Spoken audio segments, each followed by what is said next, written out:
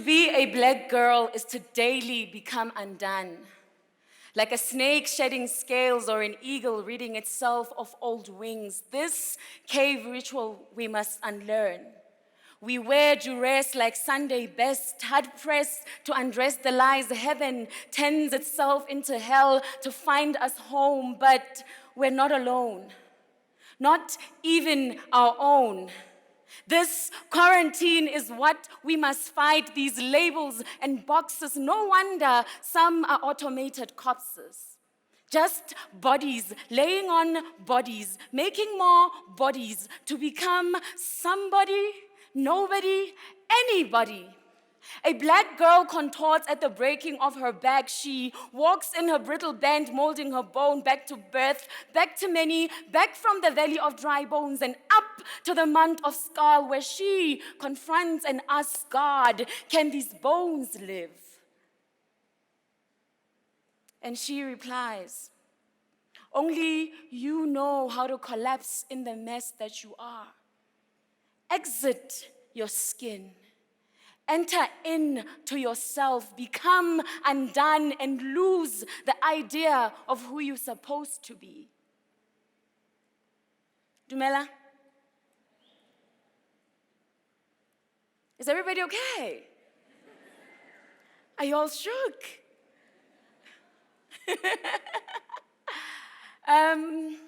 Today I'm speaking on giving myself grace and changing the trajectory of my life. And I found that this year's theme holds a threefold meaning for me. Facts, belief, faith. And for me, what becomes fact in the theme of I am is the material things, the tangible things, the things that we identify with, our credentials, our identities, performatively. And beliefs are our perceptions of ourselves, how we internally identify with ourselves. And the faith then speaks to what we work towards, what we want to change, what we are sowing, and how we connect to our world. And in that, being a black woman in the world, being a black woman in South Africa, in the engineering sector, having fallen and failed, having been turned down into spaces, having gone through things. And as somebody who goes around and does things and achieves things, sometimes you work so hard and then you file these things. You forget that you've achieved these things. And you have a chatter inside your head and you have a critic.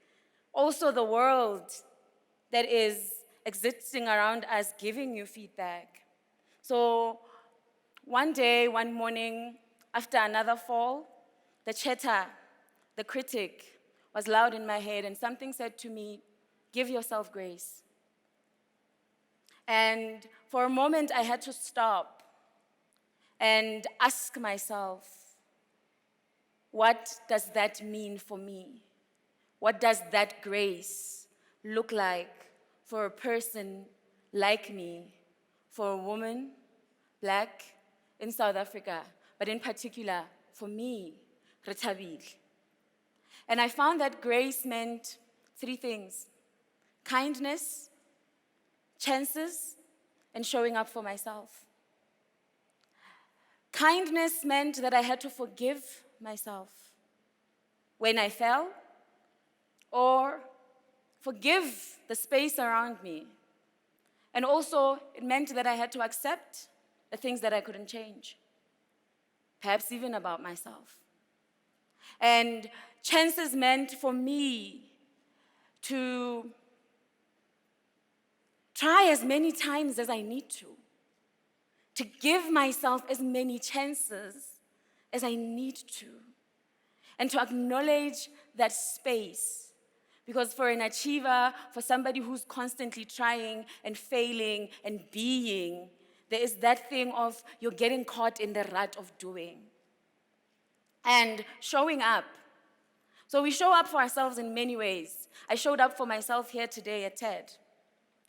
And my mom showed up for the first time for one of my performances. So it's great. That's extending the hand of grace.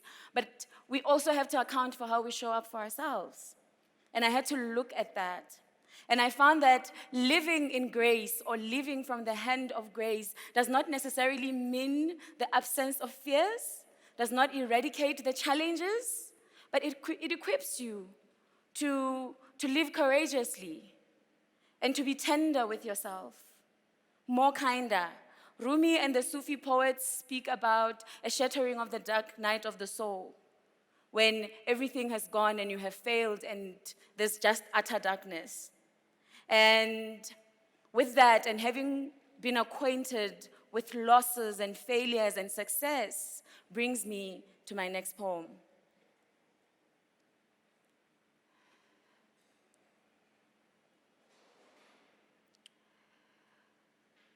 When the dark night of the soul shatters about you, and a blanketing death folds you in, when it seems your mind and the world are colluding with everything else, colliding with your breath, when you have done all but failed, having thrown yourself hard in to attempt a stand, the arena full with your blood and the floors marred with what's left of your confidence, when that last boardroom meeting took your soul and you signed the permission slip, when hearts and homes have left you stranded, there where legs and wheels refuse to move you anymore, I pray you find grace. When you feel others turn into mass graves, their dreams become burdens and blackness a tax, when the pit of loss extends its grip and most are held trapped in its snares,